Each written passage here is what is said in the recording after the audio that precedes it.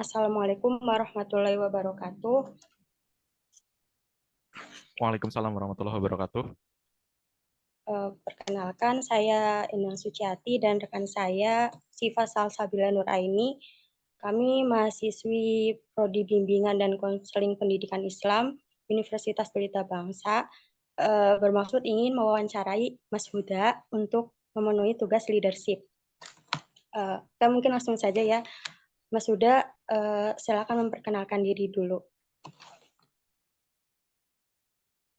Ya, terima kasih atas kesempatannya. Jadi sebelumnya perkenalkan, nama saya Ikhlasul Huda Triatmaja, bisa dipanggil Huda. Jadi saat ini saya bekerja sebagai Human Resource Development Staff di sebuah startup bernama Syarihab.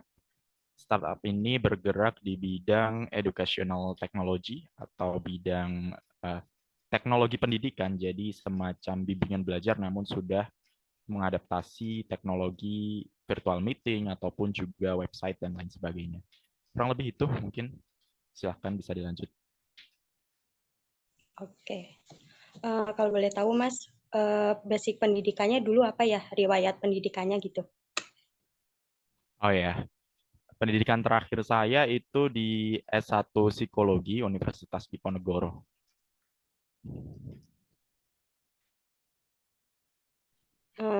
Apakah sebelum menjadi seorang HRD pernah menjadi seorang ketua?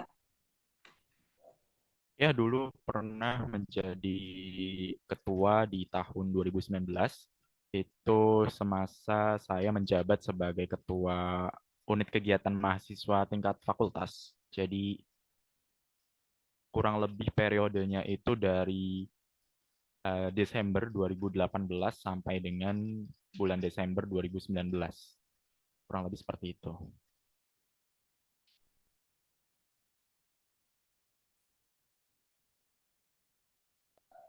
Eh, Selama menjadi ketua itu, bisa tolong diceritakan nggak pengalamannya? Oh ya, oke, mungkin saya izin menceritakan.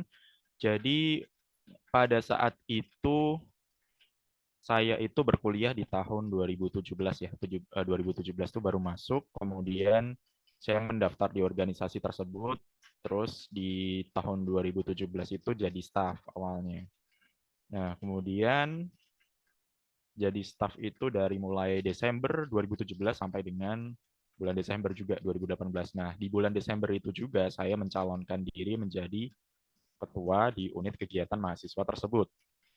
Nah, alhamdulillahnya dari 5 calon yang mendaftar gitu ya, mencalonkan diri, saya terpilih menjadi ketua di Desember 2018 tersebut. Nah, di situ merupakan pengalaman pertama saya ya, mungkin menjadi ketua dengan periode yang cukup lama gitu ya. Kalau sebelumnya mungkin lebih ke ketua kepanitiaan yang mungkin periodenya cuma sampai 3 bulan atau mungkin 6 bulan. Nah, tapi kalau di sini sebuah menjadi ketua organisasi yang periodenya itu 1 tahun gitu ya. Nah, di situ saya belajar banyak hal, mulai dari bagaimana saya harus membuat sebuah grand design organisasi gitu ya. Jadi analisa asesmennya gitu. Misalnya SWOT-nya gitu dari strength-nya, weakness, opportunity sampai threat-nya. Jadi dari kelebihan, kekurangan, ataupun juga peluang, kemudian juga ancaman gitu ya dari luar dan lain sebagainya. Nah, terus baru kemudian dibentuk yang namanya visi misi, kemudian nilai, kemudian juga dibentuk budaya organisasinya mau seperti apa, terus juga target ataupun rencana strategisnya yang mau dicapai apa aja gitu ya dari misalnya 3 bulan mau mencapai apa, kemudian sampai 1 tahun itu mau mencapai apa saja. Nah, di organisasi tersebut saya memimpin kurang lebih ada 54 anggota dan itu sudah termasuk saya juga gitu ya. Jadi sekitar ada 54 orang ya di organisasi tersebut pengurus gitu ya. Nah, di organisasi tersebut ada 8 departemen yang harus dikoordinasikan ya. Dan kemudian juga dari organisasi tersebut juga saya banyak belajar mengenai bagaimana kemudian manajemen manusia gitu ya. Maksudnya bagaimana saya juga perlu yang namanya melakukan regenerasi, memberikan pelatihan kepada staf dan lain sebagainya agar nantinya para staf ini ataupun juga para anggota ini juga mendapatkan ilmu ya dari manfaat dari bergabung dengan organisasi gitu. Ya mungkin itu kalau yang bisa saya ceritakan. Kalau misalnya ada yang belum jelas mungkin bisa tanya jawab aja. Sama kuliah, Ya. pernah nggak mengikuti seputar pelatihan yang menunjang jadi seorang HRD? Atau emang ketika udah lulus itu hanya sekedar mencoba loker jadi seorang HRD waktu itu? Kalau pelatihan udah pernah gitu ya. Dan memang selama kuliah itu saya memang selama perkuliahan itu kalau dari aku sendiri memang sangat tertarik ya sama bidang HRD. Jadi dalam perkuliahan pun aku juga mengambil peminatan mata kuliah peminatan di bidang HRD seperti misalnya psikologi kepemimpinan. Nah, ini mungkin sama ya dengan tugas mata kuliah kalian. Ada juga mata kuliah tentang assessment center gitu ya. Assessment center itu semacam bagaimana nantinya kita bisa menggali sebuah data dalam perusahaan dan kemudian dijadikan patokan untuk melakukan pengembangan sebuah perusahaan tersebut gitu. Terus juga saya mengambil mata kuliah hubungan industrial gitu ya. Kalau hubungan industrial itu berkaitan dengan pembahasan tentang aturan-aturan undang-undang ketenaga kerjaan gitu. Kalau dulu yang dibahas karena masih adanya UU 13 tahun 2013 ya, ketenaga kerjaan. Terus juga pelatihan semasa setelah kuliah ataupun mungkin semasa kuliah saya juga mengikuti beberapa pelatihan. Misalnya pelatihan tentang bagaimana cara menyusun sebuah kamus kompetensi, bagaimana kemudian eh, cara membuat rekrutmen gitu ya dari awal sampai akhirnya seperti apa, terus juga cara membuat performance appraisal gitu ya ataupun penilaian pegawai itu juga pernah ikut pelatihannya. Gitu. Mungkin itu sih yang pernah saya ikuti.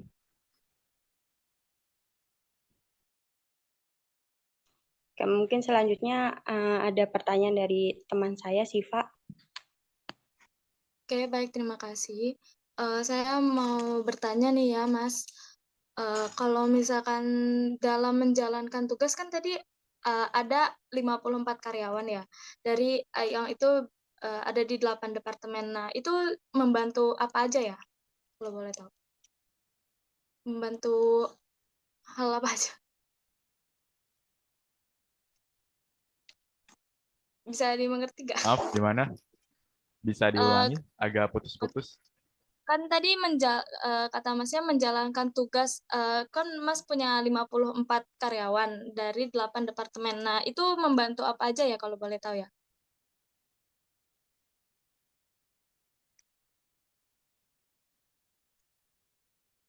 Oh ya, Masih putus. oke. Oh, udah. Oke.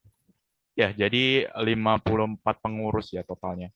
Ada banyak hal yang perlu dikerjakan dari mulai administrasi gitu ya, kan ada sekretaris bendahara, terus ada juga bidang yang mengurusi sosial media gitu ya, karena sosial media kita ada Instagram, ada YouTube, ada juga website gitu ya. Facebook juga ada. Terus kemudian ada juga bidang yang mengurusi program gitu ya. Misalnya mau membuat program apa, kemudian juga analisanya seperti apa, programnya dan lain sebagainya. Terus ada juga bidang yang mengurusi SDM ya, sumber daya manusianya di situ. Itu namanya bidang kaderisasi. Nah, disitulah bidang yang mengurusi bagaimana pelatihan untuk para anggotanya, kemudian juga regenerasi untuk anggota dan lain sebagainya. Terus ada juga bidang yang mengurusi internal gitu ya. Jadi fokus kepada kesulitan antar anggota gitu ya, biar saling kenal, biar bisa bekerja sama dengan baik, teamwork-nya terbentuk dengan baik dan lain sebagainya. Ya, seperti itu mungkin ya, secara garis besar.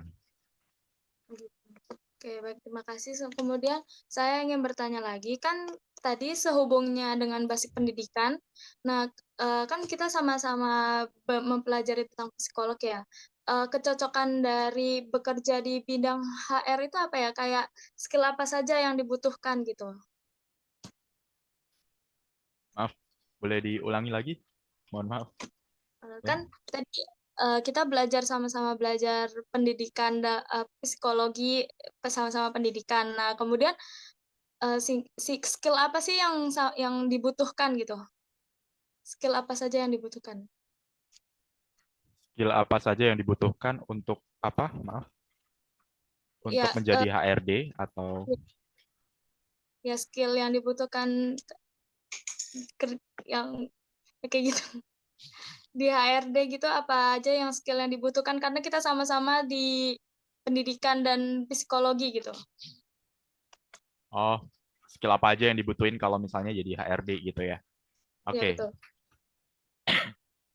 Oke, jadi kalau menjadi HRD, skill apa aja yang dibutuhkan mungkin kalau secara basic ada beberapa skill ya yang harus dikuasai ya, baik itu sebagai HRD ataupun sebagai karyawan, yaitu tentang design thinking gitu ya, ataupun cara berpikir untuk membuat sebuah produk ataupun program gitu. Nah, itu perlu banget gitu.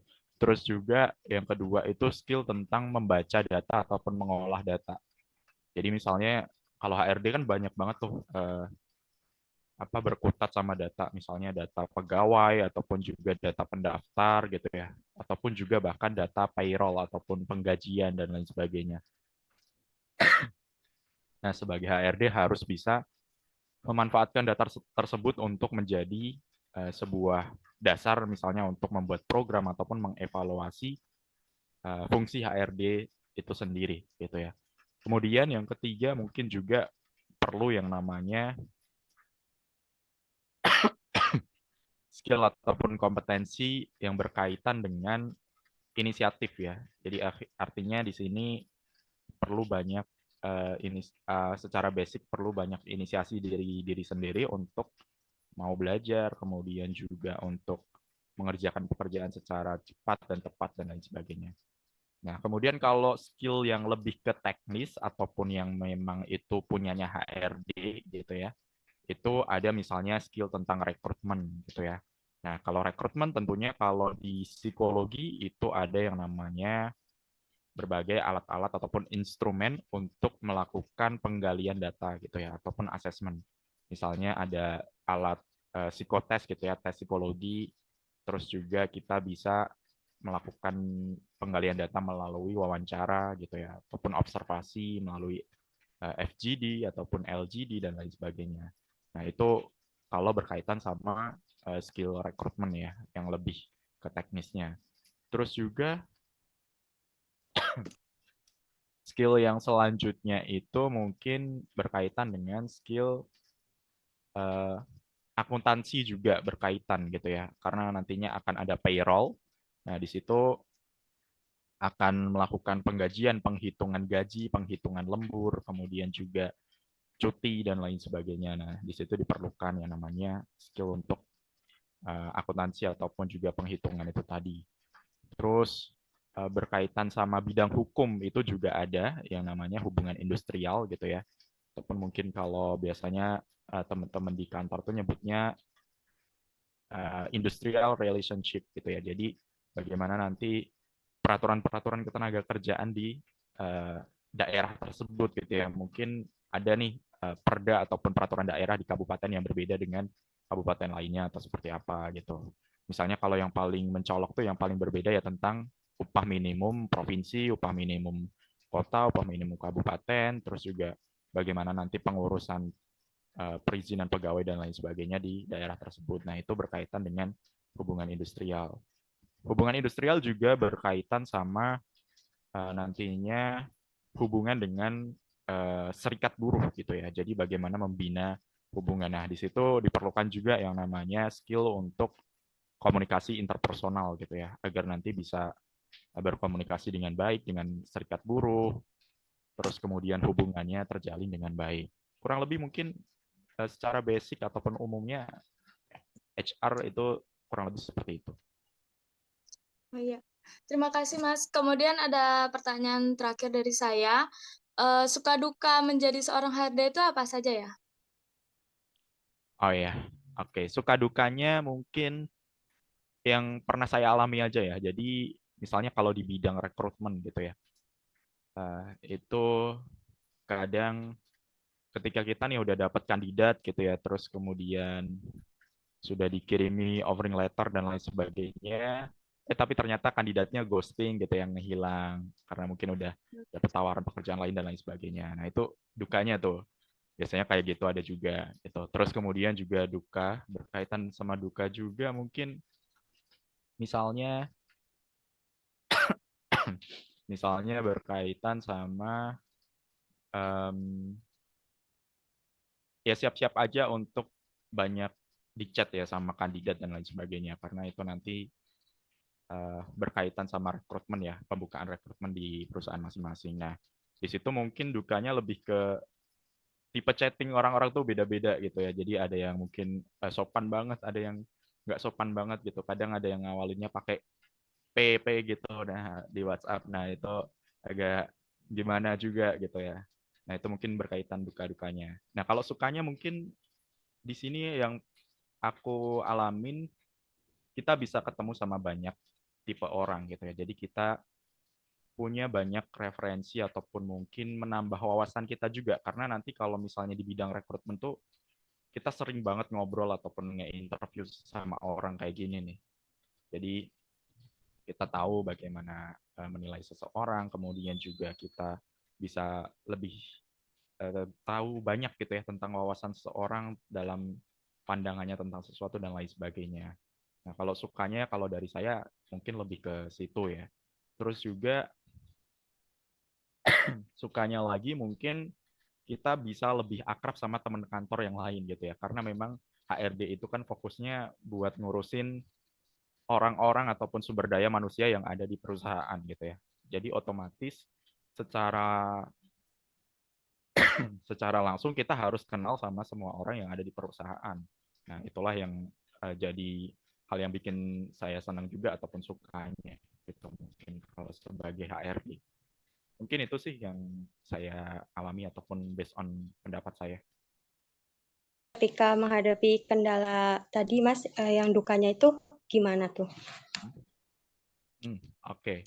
Kalau menghadapi kendalanya ya mungkin kalau yang berkaitan sama di ghosting kandidat ya terpaksa memang kita harus membuka rekrutmen lagi, atau biasanya kalau dari saya itu kalau misalnya melakukan proses rekrutmen itu misalnya ada satu kandidat nih yang benar-benar sesuai sama kriteria perusahaan kita. Nah, tapi ternyata nih satu kandidat ini ghosting. Nah, biasanya kalau HRD itu udah punya cadangan gitu ya. Jadi misalnya di peringkat gitu ya, misalnya yang satu tadi siapa, yang dua siapa. Nah, ketika nanti yang satu nggak menerima offering, maka kita melakukan offering kepada yang peringkat kedua gitu. Biasanya kalau dari HRD seperti itu. Terus juga mungkin berkaitan sama dukanya itu kendalanya adalah penghitungan gaji dan lain sebagainya ya. Nah, itu kadang ada kesalahan dan lain sebagainya. Nah, biasanya kalau di HRD di tempat saya itu jadi hamin seminggu atau mungkin hamin 3 hari itu kita sudah penutupan payroll gitu ya. Jadi memang nanti sudah ada angka fixnya, misalnya untuk gaji bulan ini berapa dan lain sebagainya itu sudah ada, dan nanti dikirim dulu nih semacam slipnya gitu ya, ataupun semacam jumlahnya itu berapa dan lain sebagainya. Nah, nanti kalau misalnya dari pegawai tidak ada komplain dan lain sebagainya, maka tinggal kita transfer aja gajinya. Kurang lebih seperti itu. Jadi biar nggak ada komplain setelah kita transfer gajinya, tapi ada komplain. Jadi minta persetujuan dulu di awal bahwa jumlahnya segini sesuai dengan lemburnya misalnya, atau seperti apa. Nah, kurang lebih seperti itu mungkin. Oke.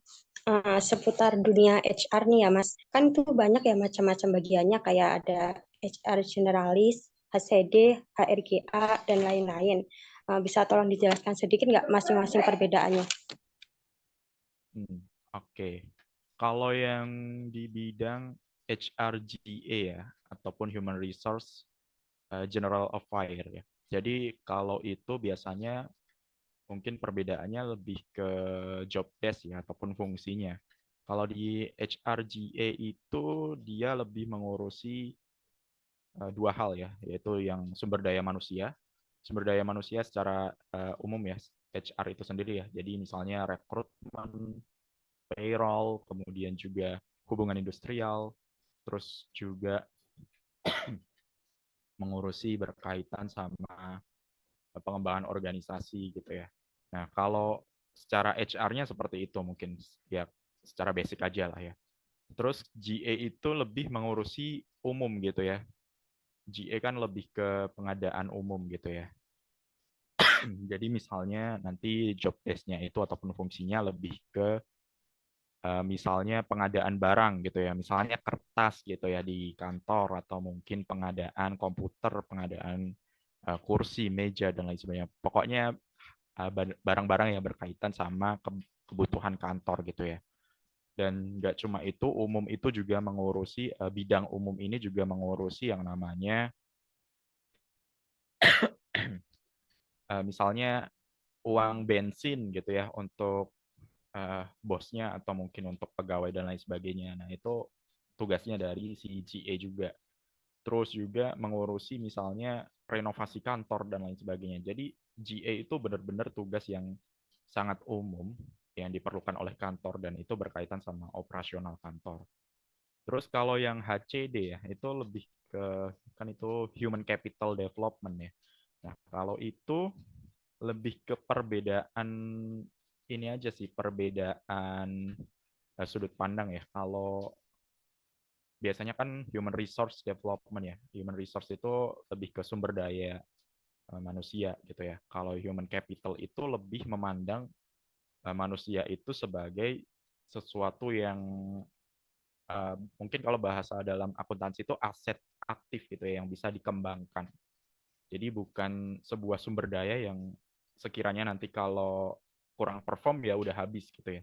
Nah, kalau di human capital development ini dia memandang pegawai ataupun karyawan itu sebagai aset yang aktif gitu. Jadi bisa dikembangkan, kemudian nanti HCD ini juga banyak fokus untuk mengembangkan si karyawan ini. Misalnya dengan coaching, mentoring, ataupun juga pelatihan-pelatihan yang berfungsi untuk pengembangan karyawan. Karena di HCD ini mereka percaya bahwasannya ketika sumber daya ataupun karyawan dan pegawainya berkembang, maka perusahaan akan ikut berkembang.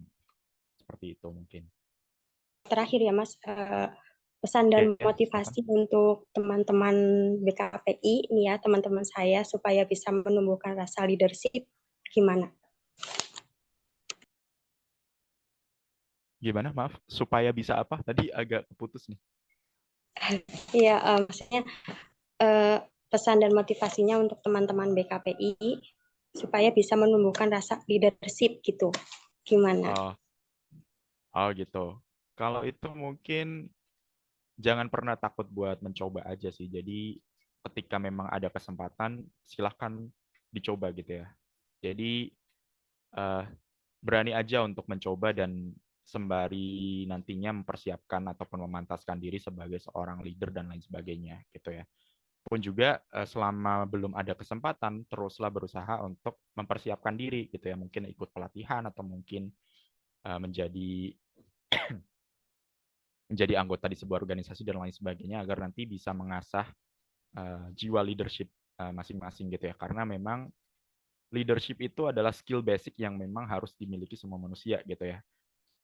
Karena kepemimpinan itu ya mulai dari kepemimpinan diri sendiri gitu ya, dan kemudian nanti ketika memang sudah merasa bisa menghandle diri kita sendiri, baru kemudian kita nantinya bisa memimpin orang lain dan lain sebagainya. Tapi kita pun juga nggak pernah uh, bisa selesai ya sama diri sendiri. Maksudnya memimpin diri sendiri itu nggak bisa selesai gitu aja gitu, karena itu selalu berkembang gitu. Karena nggak mungkin ya, pastinya diri kita kemarin dengan diri kita sekarang itu berbeda gitu ya. Diri kita detik ini dengan detik selanjutnya itu berbeda. Makanya memimpin diri sendiri itu harus selalu dikembangkan dan selalu dinamis gitu ya, selalu di-upgrade dan lain sebagainya.